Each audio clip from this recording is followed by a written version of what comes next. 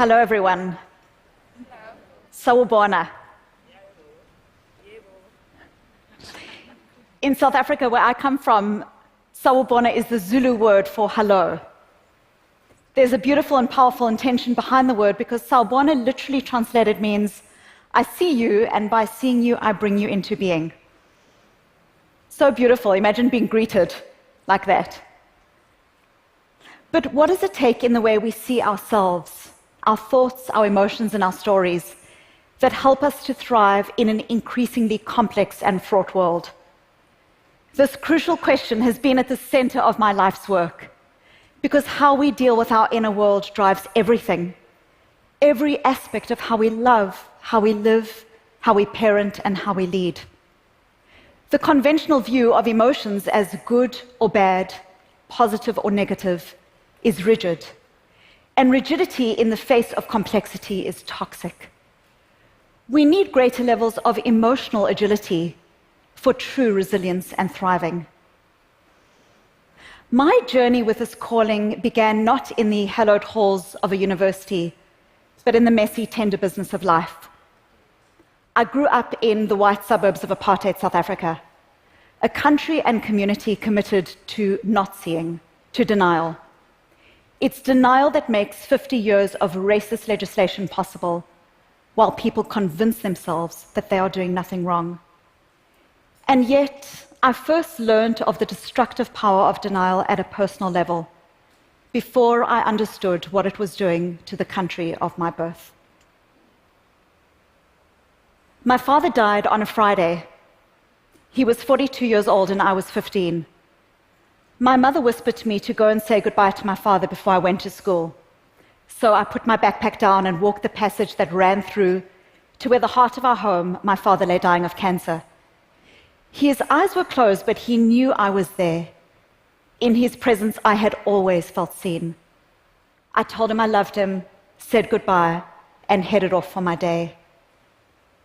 At school, I drifted from science to mathematics to history to biology, as my father slipped from the world. From May to July to September to November, I went about with my usual smile. I didn't drop a single grade. When asked how I was doing, I would shrug and say, okay. I was praised for being strong. I was the master of being okay. But back home, we struggled. My father hadn't been able to keep his small business going during his illness, and my mother alone was grieving the love of her life, trying to raise 3 children, and the creditors were knocking. We felt as a family financially and emotionally ravaged, and I began to spiral down, isolated, fast. I started to use food to numb my pain, binging and purging, refusing to accept the full weight of my grief. No one knew, and in a culture that values relentless positivity, I thought that no one wanted to know. But one person did not buy into my story of triumph over grief. My 8th grade English teacher fixed me with burning blue eyes as she handed out blank notebooks. She said, write what you're feeling. Tell the truth. Write like nobody's reading. And just like that, I was invited to show up authentically to my grief and pain. It was a simple act, but nothing short of a revolution for me. It was this revolution that started in this blank notebook 30 years ago that shaped my life's work, the secret, silent correspondence with myself. Like a gymnast, I started to move beyond the rigidity of denial into what I've now come to call emotional agility. Life's beauty is inseparable from its fragility. We are young until we are not.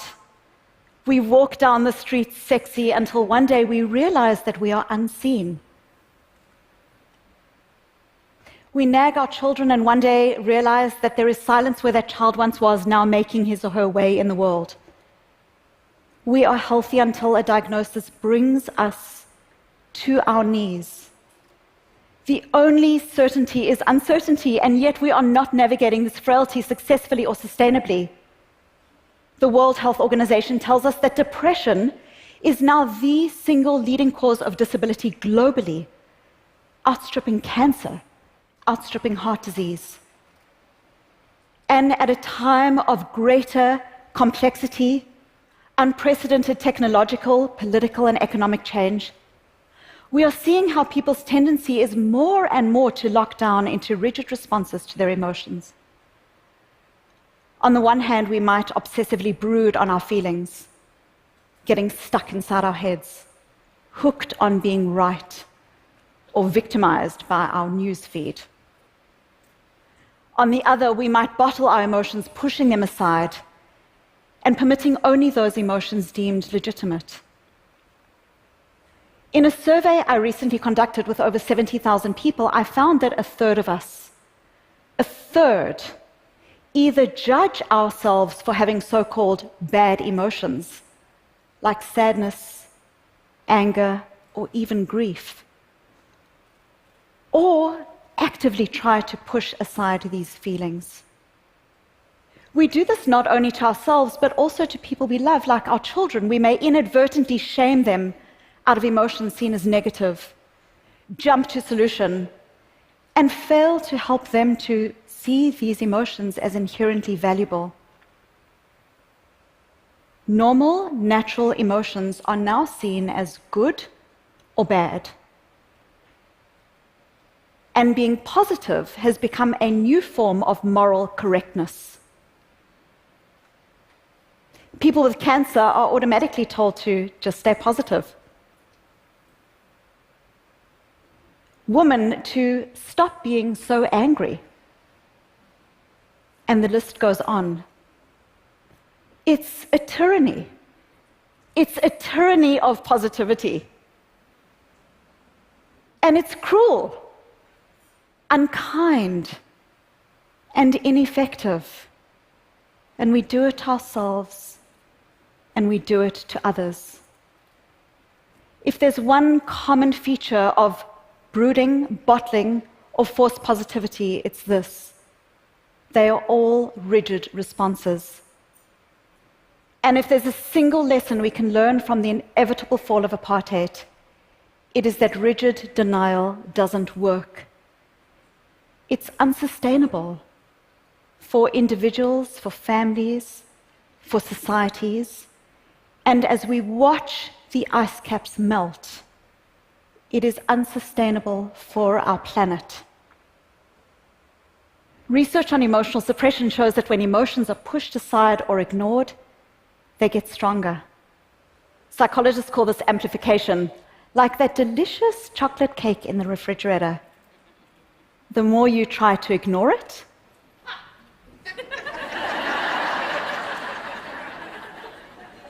the greater its hold on you. You might think you're in control of unwanted emotions when you ignore them, but in fact, they control you. Internal pain always comes out. Always. And who pays the price? We do. Our children, our colleagues, our communities.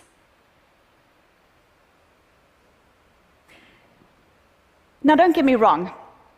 I'm not anti-happiness. I like being happy. I'm a pretty happy person. But when we push aside normal emotions to embrace false positivity, we lose our capacity to develop skills to deal with the world as it is, not as we wish it to be. I've had hundreds of people tell me what they don't want to feel. They say things like, I don't want to try because I don't want to feel disappointed. Or I just want this feeling to go away.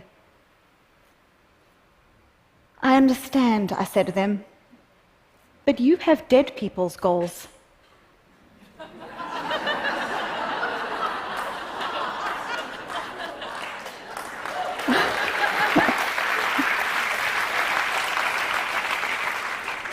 Only dead people never get unwanted or inconvenienced by their feelings.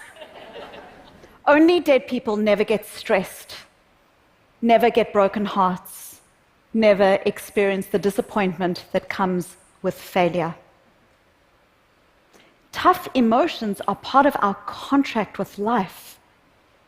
You don't get to have a meaningful career or raise a family or leave the world a better place without stress and discomfort.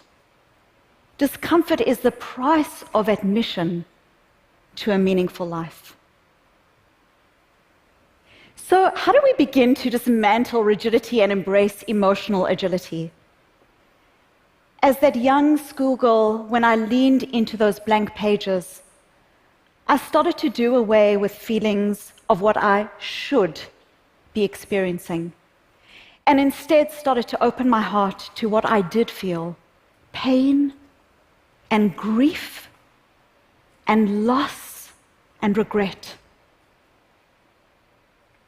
Research now shows that the radical acceptance of all of our emotions, even the messy, difficult ones, is the cornerstone to resilience, thriving, and true, authentic happiness. But emotional agility is more than just an acceptance of emotions. We also know that accuracy matters. In my own research, I found that words are essential. We often use quick and easy labels to describe our feelings. I'm stressed is the most common one I hear. But there's a world of difference between stress and disappointment, or stress and that knowing dread of I'm in the wrong career.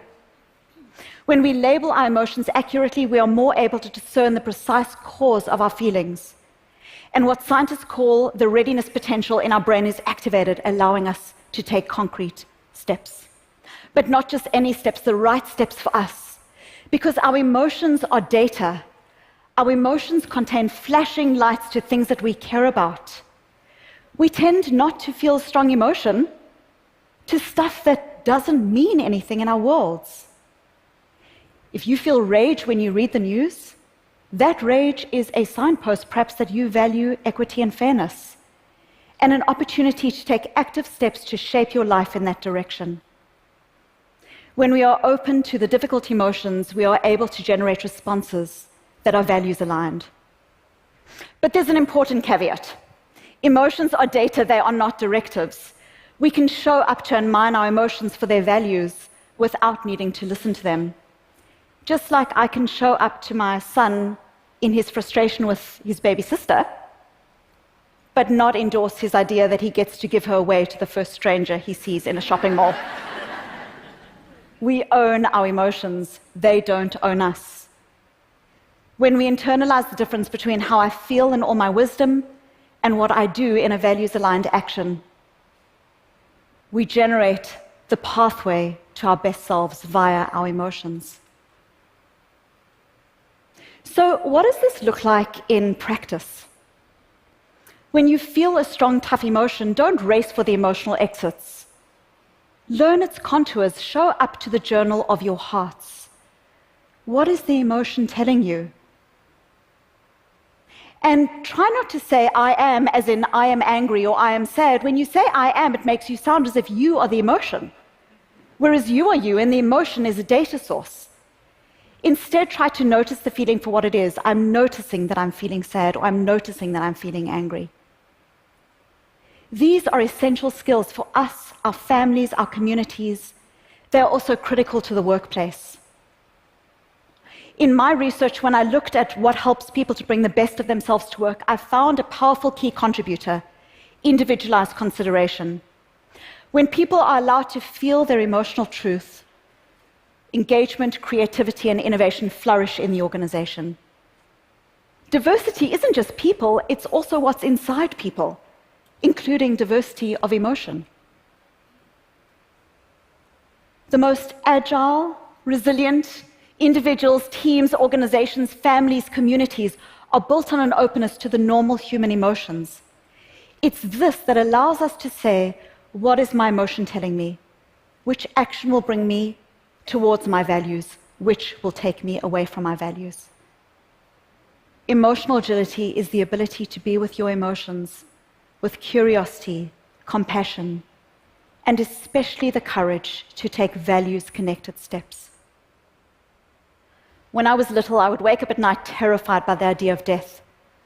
My father would comfort me with soft pats and kisses, but he would never lie. We all die, Susie, he would say.